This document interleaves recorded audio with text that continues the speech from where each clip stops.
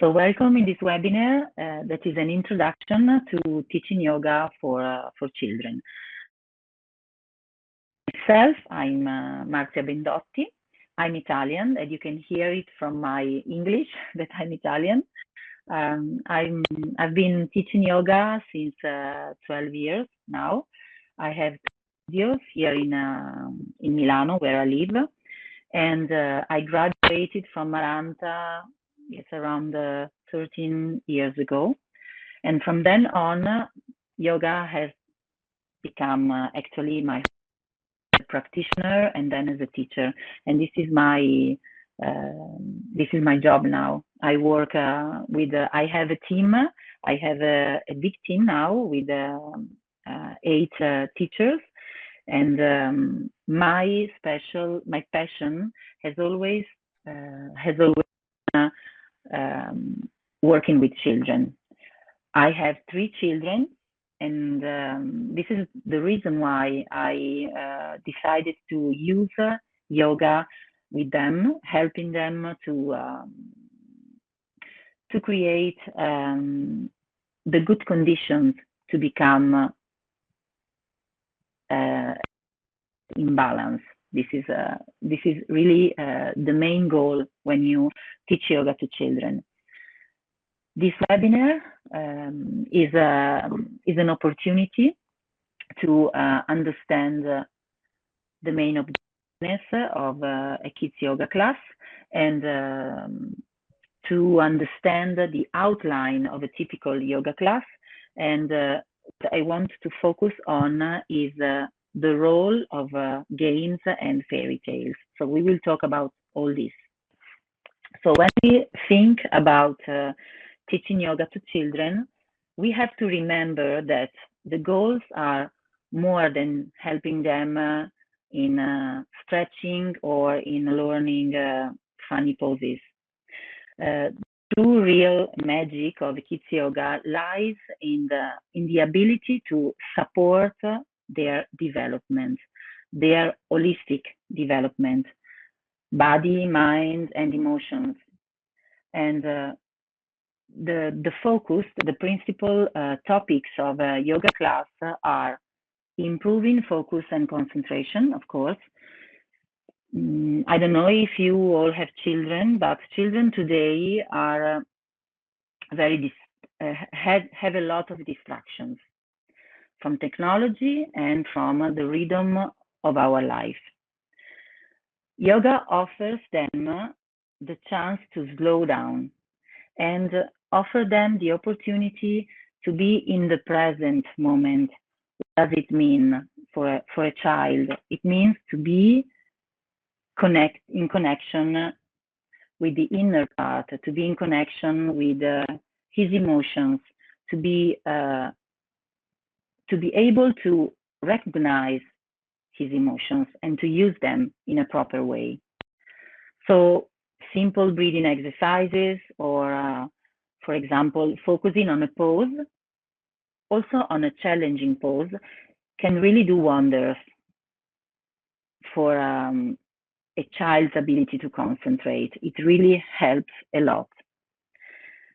When you start teaching to children, you will notice that they will become more patient, they will become more attentive, more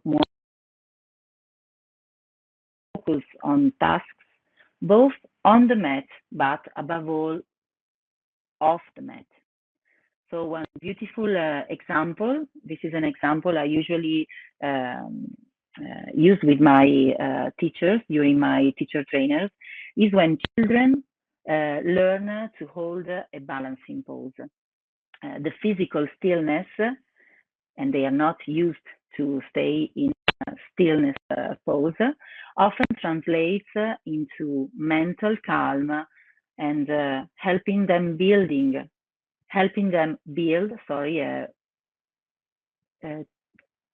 focus naturally. Another important objective in teaching yoga to children is building emotional resilience. This is really very, very important. Children experience emotion more deeply than we do, but they often don't have the tools to express or to manage their feelings. In this sense, yoga introduces breathing techniques, mindfulness techniques in a playful way, using games, using fairy tales, which can help children manage stress, anxiety, and all other emotions they don't know. Teaching them, for example, to make a deep breath when they are upset, when they are worried about something or overwhelmed by something, can give them really a lifelong tool to handle big emotions. This is very, very important. And this is a very important topic. It's all about giving them a safe space to feel their feelings and offering our guidance on how to use these emotions, to know their emotions in a healthy way. Of course, a kids yoga class can develop physical coordination. It's very important for children to connect with their bodies in a positive and, this is very important, non-competitive way. Poses that require balance, stretching, and coordination, like, for example, tree pose or a cat and cow, enhance their physical development. They are very simple, but at the same time, challenging for them and important for them. Another important objective in teaching yoga to children is to help them in their self-expression. This is very, very important. One of the most beautiful things about teaching yoga to children is actually how yoga encourages self-expression. Then, okay. Let's go now through the outline of a kids yoga class. This is a very important topic and is very well developed in the online kids yoga TTC of Arhanta. Creating a kids yoga class is actually an art itself, and it is very different from creating, sequencing a yoga class for adults. The structure has to be flexible, and you as a teacher have to be flexible enough to keep kids engaged while introducing them in a yoga class. So you have to have a very clear idea, a well-planned class, but at the same time, you have to be very flexible because you don't know how they will feel like that day when they come in your class. For example, you create a very dynamic class on a special focus, but then they come and they really need you to help them calm down or feeling completely or try to bring them in stillness and in silence. So you have to be prepared to change your plan during a kids yoga class. The typical outline of a kids yoga class is this one. Is the one I use in my classes, and you can use this kind of outline if you work with very small children from 3 to 5. If you work with children from 5 to 10, and also if you work with teens, with teenagers. Usually a kids yoga class is a 45 minutes class, not more. You start with a welcome circle, with the so-called welcome circle. We always start with a welcoming ritual, like, for example, sitting in a circle and talking for a few minutes together. This is a chance to set the tone of your class, to see how children in your class that day feel like. I try to make some examples. I often ask children simple questions like, what animal do you feel like today? What's your favorite color? This that seems very simple and probably useless. It's very important because it helps bring everyone in the present moment. Sorry. It gives them the chance to share their opinion, to share their idea, and to be heard from the class. The welcome circle is also the time where I introduce the theme of the class. For example, today we are going in a jungle adventure, or we will become superheroes for the time of the class, and then I set the class. I introduced them the idea we will develop. The second moment in a yoga class for children is the warm up. This is really very important. It's completely different from a warm up like sun salutation in an adult yoga class. And you can structure this moment in different ways, according to the age of your students, to the age of the children in your class.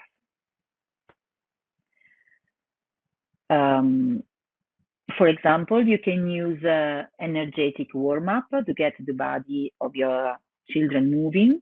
And this is, in this phase, you can use playful movements. You can help children to slow down with movement. Imagine them coming in your class after a whole day at school. I don't know in your country, but here in Italy, our children go to school from 8:30 a.m. to 4:30 p.m. And then at 5 nearly, they come to my yoga class. They are very stressed. They have a lot of energy, but it's not a clean energy. They are very tired. And at the same time, they needed to move because they've been sitting for hours and hours. So the warm up is a moment where you can help them imagining to be frogs, and so you can hop like a frog or fly like a bird. The idea is to engage their imaginations while waking up their bodies. Waking up their bodies, calming down their minds, and calming down the stress line, you know?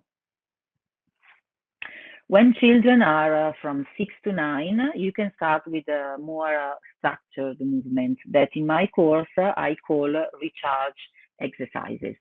And when you work with teenagers, you can start with sun salutation, of course.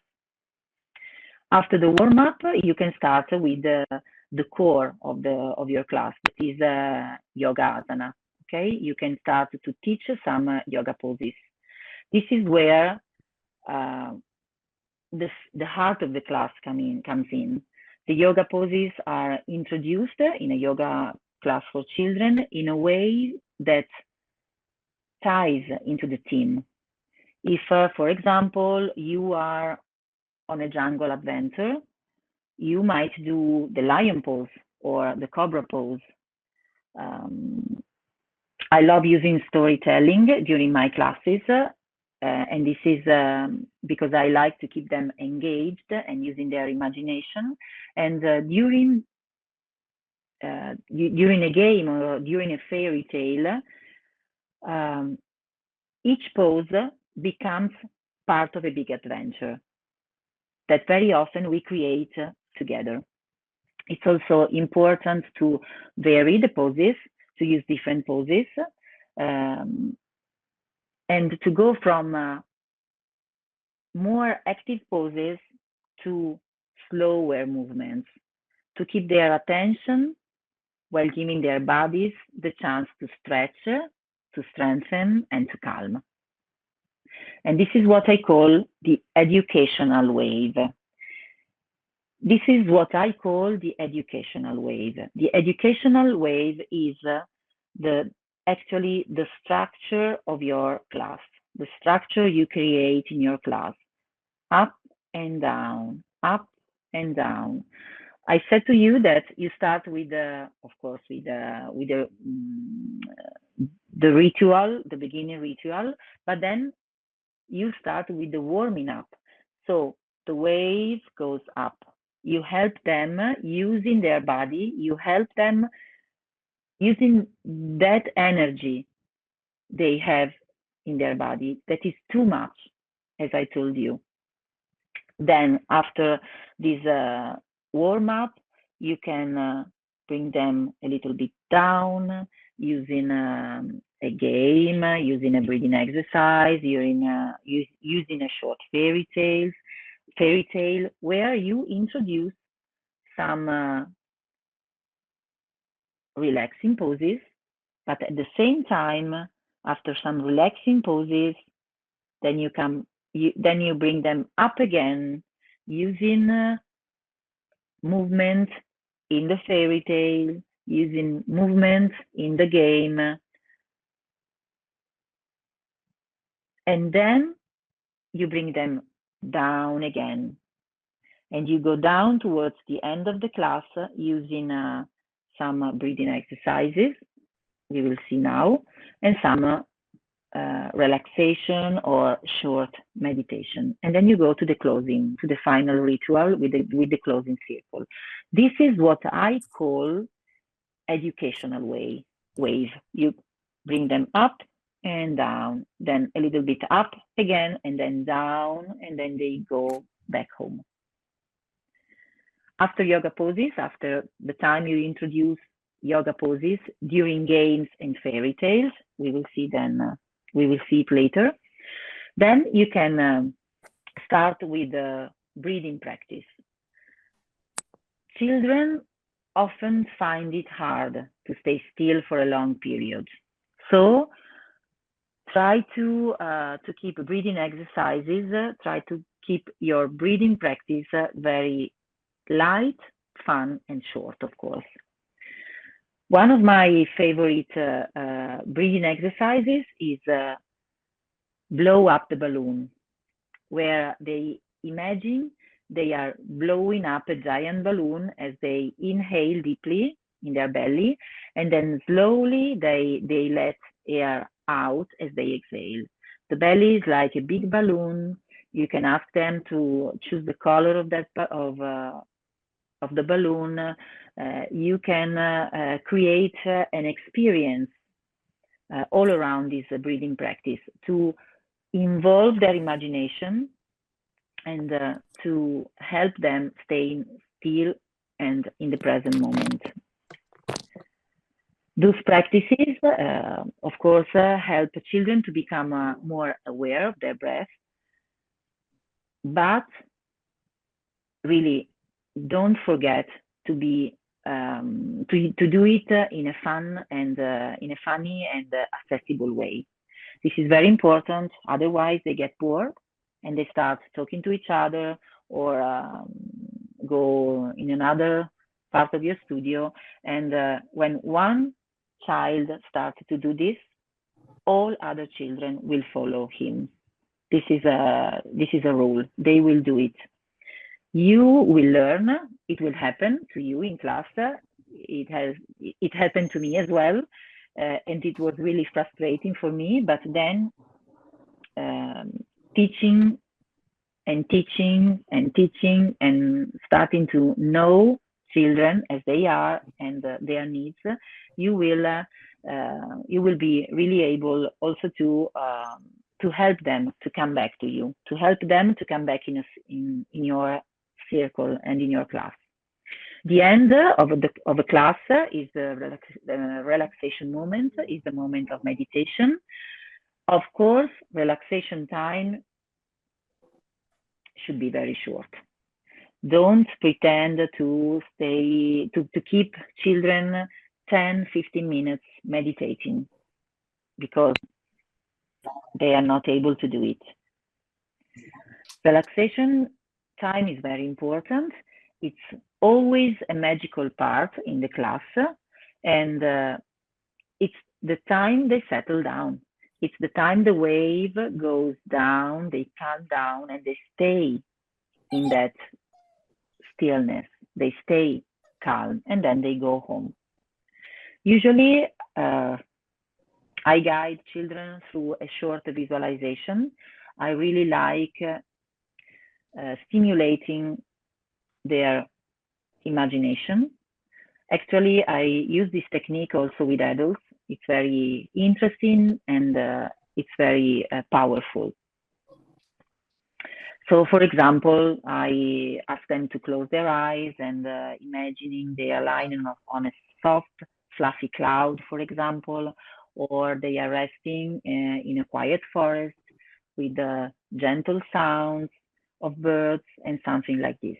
The goal is actually to help them find a sense of calm and stillness.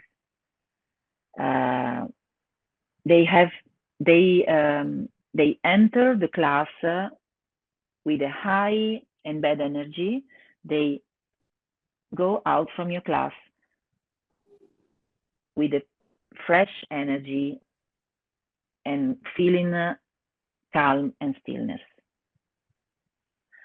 Even just a couple of minutes can make really the difference in how they feel at the end of your class. Then, as you start with an opening circle, you close with a circle. So you use the closing circle where, yes, we always end the class coming back together in a circle, and each child will share with the group something they enjoyed during the class or something they learned during the class. This is a very important moment, because they feel like their opinion is important.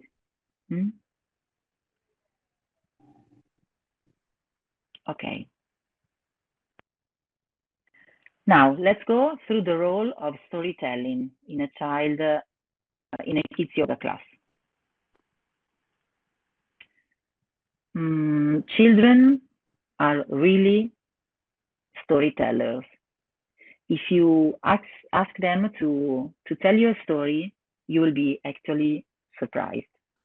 They learn about the world through their stories, through the stories you tell them, and through the stories they imagine, they create. And whatever it's a bedtime story, a favorite book, or an imaginary adventure they create.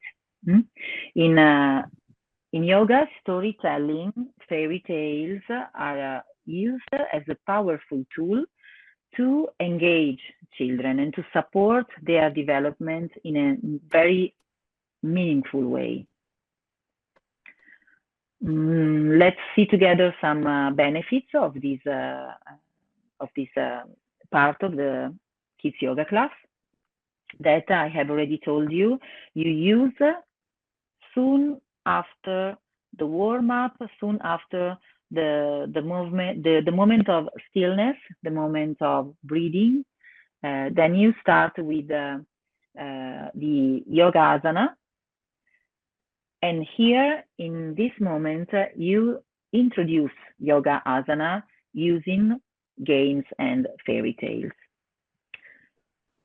Let's see how and why fairy tales are very important in a kids yoga class. They help children in the language development. Storytelling during a yoga class is a really rich opportunity to build language skills for your children. As children listen to the stories woven into the yoga class, they are exposed to new vocabulary, to new sentence structures, and to a new descriptive language. So they really develop a rich vocabulary and a rich language. During this moment in a yoga class, children will be able to get in touch with their emotion. And I tell you why. Because stories often involve characters facing challenges, experiencing emotions, overcoming difficulties. And all these are elements that resonate with children. They feel these elements. These themes into a yoga practice allow children to explore their emotions, but above all, to explore their emotions in a safe and engaging way. I try to make an example. A story might involve a character who is feeling scared, and the children can act out the emotions through poses like, for example, mouse pose, mountain pose. This helps children identify and process their own feelings, developing emotional intelligence. They are the character of the story. They feel like the character of the story, and at the same time, they will learn how to manage with this challenge, with this difficulty, with the difficulties they are facing, and experiencing the emotions of the character. Storytelling in a yoga class can also be a gentle way to introduce children in an important life lessons. Usually during a fairy tale, we talk about kindness, we talk about courage, perseverance. A good story can make abstract concepts become more real. The fairy tale, the story you tell, make kindness, courage, perseverance real in life. And through the adventures of the character, once again, children can learn about the importance of using kindness and be kind with others, be kind with themselves, be patient in a difficult situation, and to develop self-belief. This is also a very important topic, and storytelling help you guiding them into learning who am I. The fairy tales, a fairy tale can also help a child cultivating calm and focus. Of course, this is actually one of the benefits, one of the biggest benefits in a kids yoga class, in general in a yoga class. But once again, if you help them cultivating calmness, cultivating stillness, concentration and focus using games and fairy tales, you will go directly to the point, because you involve them using their body, you involve them using their imagination, you involve them in the group. In this way, something I usually do when I start creating a story with my children, I start creating an experience, creating a character, and then I ask the children close to me to go on. So he can go on with my character, or he can introduce another one. He can introduce a different experience, and in the end, we all together create a new story. At the beginning, I suggest you to use fairy tales that you can find in books.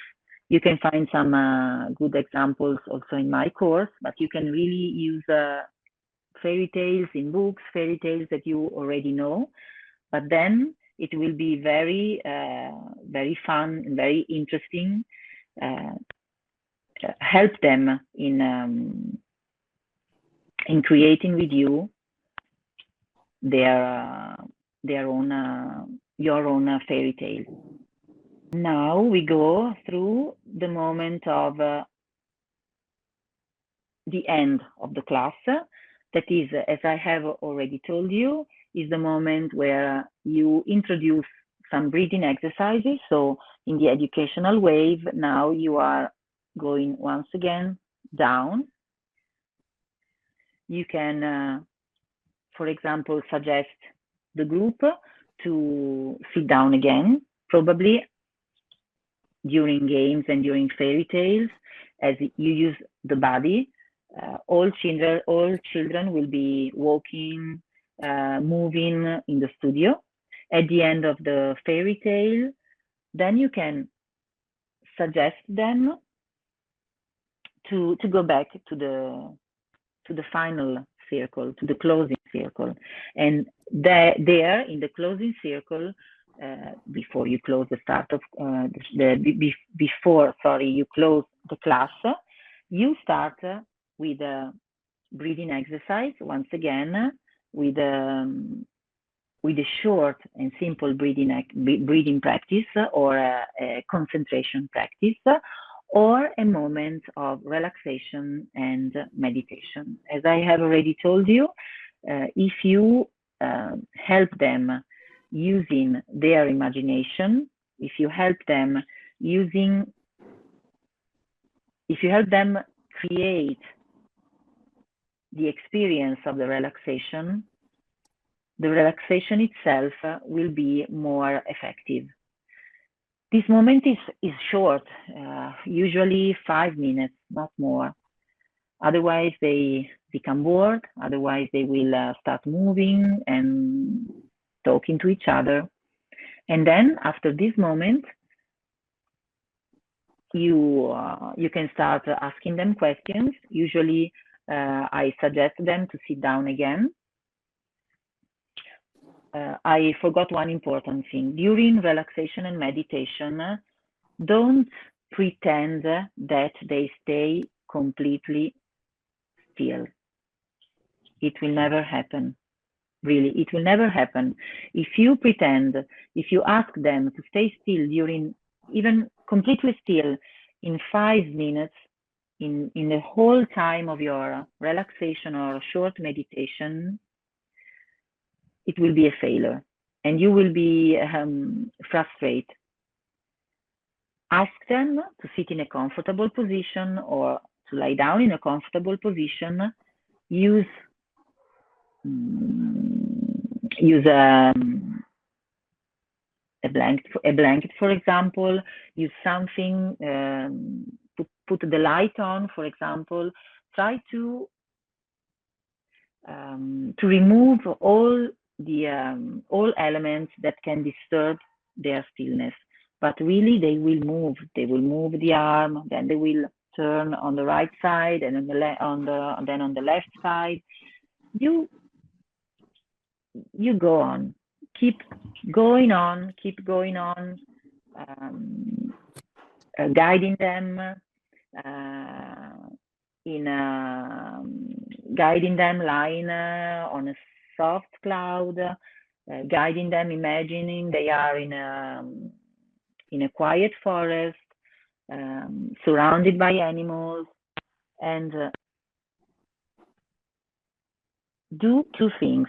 One is you guide, you ask them, you see the sky is blue, you see the flower is yellow, you see the sun, you see the cloud, but then when they get used to this moment of relaxation and meditation, give them the opportunity to use completely their own imagination. Don't tell them that the sky is blue and the sun is yellow. Just suggest them to create an image. For the typical example is the tree. Don't tell them the color, the shape of the tree, but ask them to create in their mind the image of the tree. And this is also, once again, very important because they use their imagination and they are in the present moment. And when a child is in the present moment, when a child is in a deep connection with himself, with his inner space, then the stress hormone will go down. And unfortunately, our children, also when they are 3 or 4 years old, are very stressed. I can see it. I work in a school. I have a private kids yoga class in my studio, but I also go in schools and I have a program inside the school. And there I really see very, very stressful children from 4 years old to 10, 11, and then with teens you have different topics, different problems, but really it's unbelievable. But our children are really very, very stressed, and using their imagination is the way, and involving them to use their body in a correct way. These two are two important tools that help them calming down, releasing tension, and end the class being calm and still. This is, in my opinion, the aim of a kids yoga teacher. This is the most important aim. They come to you in a stressful way, and you leave them, you let them go out from your class calm and still. And this is really, you will be able to do it. You will be able to do it if you use this educational wave. I called it educational wave because in the class, you see, I don't know if you are yoga teachers, if you teach yoga to adults, but sequencing an adult yoga class is completely different. You start with warming up, then you go, you stay you create a sequence of asanas with different focus, with different aims. You use all families of asana according to the sequence you are and the method you are teaching, and then you end with the final relaxation. With the children, you really have to go up and then down, and then up again and then down. You really have to create this educational wave. I hope you understand this topic because it's really very, very important. Even if you don't have a clear idea of what you want to do today, or let's make this example. Tomorrow I have my kids yoga class. I am ready. I have my sequence. We will do this warm up. We will do these reading exercises. We will start with this game, and then we will do these fairy tales, and so on. I was telling you that you already. You have your sequence, you have your class in your mind. You choose games, fairy tales, everything. They come to you and they are completely out of control. And this happens very often. They are out of control. They start running in the studio, crying in the studio, um, playing together in a very bad way. If you pretend to ask them, now you come and sit down here with me in this circle, you will fail.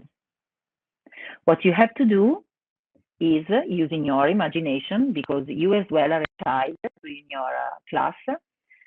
You have to use your imagination and say, okay, let's play.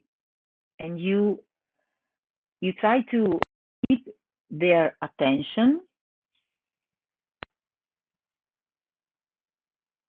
playing with them, not sitting in a circle. Otherwise, you will lose them. Okay? Is there someone who has questions? Hi. Do you hear me? Hi.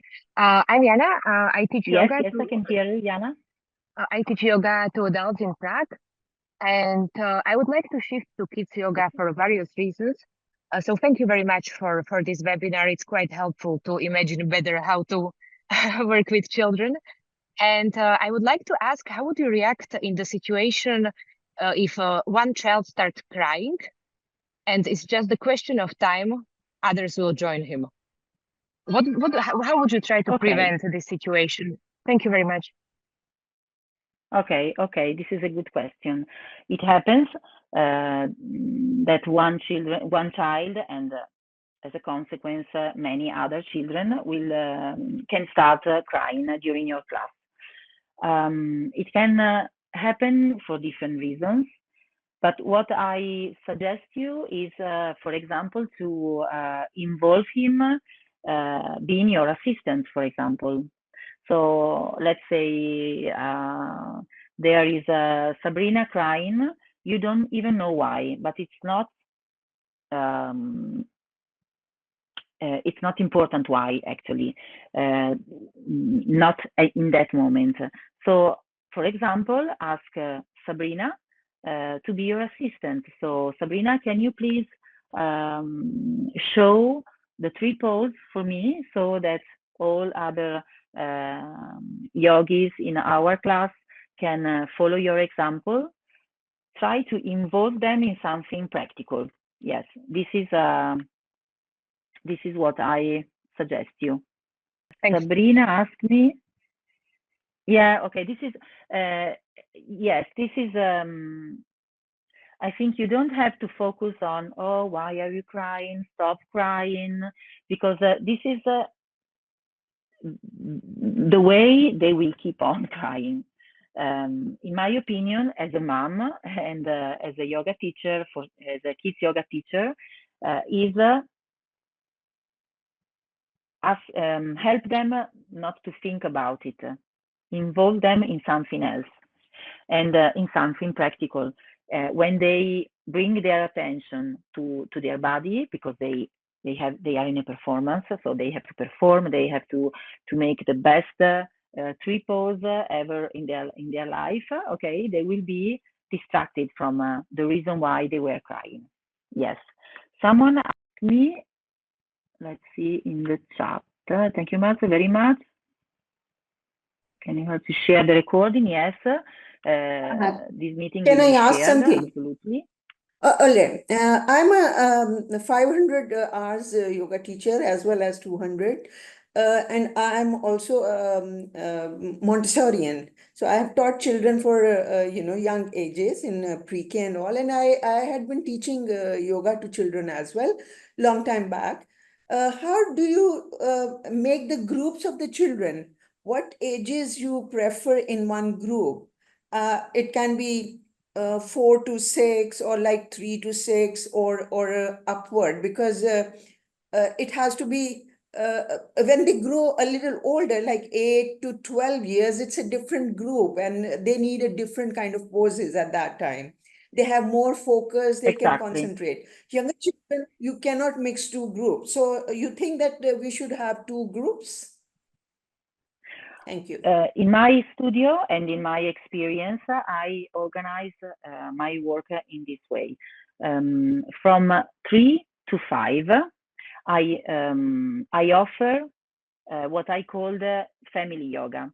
I offer moments, child and mother, or the mother or father, child. It's a family moment. Okay, they practice yoga with their mom or also with their daddy.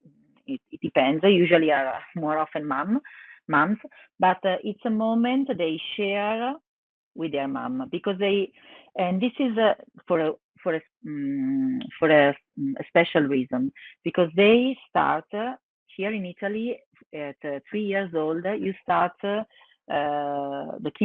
kindergarten. So you spend all day out and far from your mom, far from your house, far from your home. If you go to school, you bring them, and then you leave them once again alone in another place, it will be crisis.